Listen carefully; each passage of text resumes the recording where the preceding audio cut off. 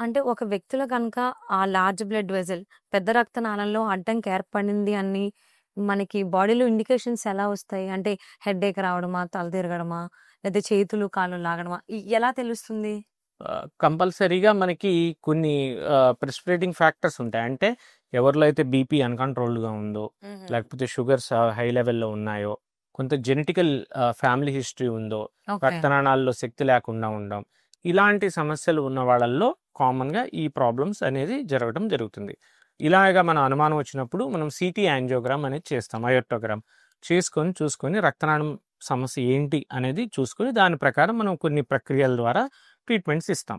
So, మరి మన చిరంజీవి హాస్పిటల్స్‌లో ఈ లార్జ్ బ్లడ్ వెసెల్ పెద్ద రక్తనాళంకి సంబంధించి ఇబ్బంది కలిగి హాస్పిటల్‌కి వచ్చినట్లయితే ఎలా ట్రీట్మెంట్స్ చేస్తున్నారు? ఏ ట్రీట్మెంట్స్ మీరు వాడుతున్నారు ఇక్కడ మనం? యాహ్!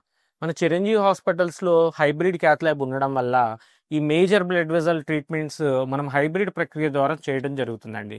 దీనిలో అడ్వాంటేజ్ ఏంటంటే మనం ఒక చిన్న సూదితోనే పెద్ద స్టంట్ మన పెద్ద రక్తనాళం యొక్క స్టంట్ కూడా చిన్న సూదితోనే కోత లేకుండా చేయడం అనేది జరుగుతుంది. దాంతో పాటు బైపాస్ ఆపరేషన్స్ మనకి కొన్నిసార్లు కెరోటిడ్ నుంచి కెరోటిడ్ బైపాస్ ఇలాంటివి కూడా చేసుకోవచ్చు. ఇవి 2 కూడా కలిపి ఒకే టైంలో మనం చేయటం జరుగుతుంది. దీనివల్ల మనము మేజర్ సర్జరీని చాలా మైనర్‌గా చేసి ఇంత డిఫికల్ట్ టాస్క్‌ని కూడా మనం ఒక చిన్న ప్రక్రియలా చేసుకొని వెంటనే కూడా వాళ్ళ రికవరీకి తోడ్పాటవ్వడానికి హెల్ప్ అవుతుంది. ఓకే. అంటే ఏ టైప్ ఆఫ్ ట్రీట్మెంట్స్ వాడుతున్నారు? ఏంటవి? స్టంటింగ్ అని, బైపాస్ సర్జరీ అని, అయోర్టిక్ స్టంట్ గ్రాఫ్ట్ వేయటం అనేది ఇవన్నీ కూడా మనకి చిరంజీవి హాస్పిటల్స్‌లో అందుబాటులో ఉన్నాయమ్మా. ఇవన్నిటికి కూడా మనం ఒక చిన్న సూది ద్వారానే ట్రీట్మెంట్ చేసి వాళ్ళకి ఈ మార్బిడిటీ లేకుండా అంటే ఎక్కువ రోజులు హాస్పిటల్ అవసరం లేకుండా కూడా ఓకే. ట్రీట్మెంట్ చేయడం జరుగుతుంది.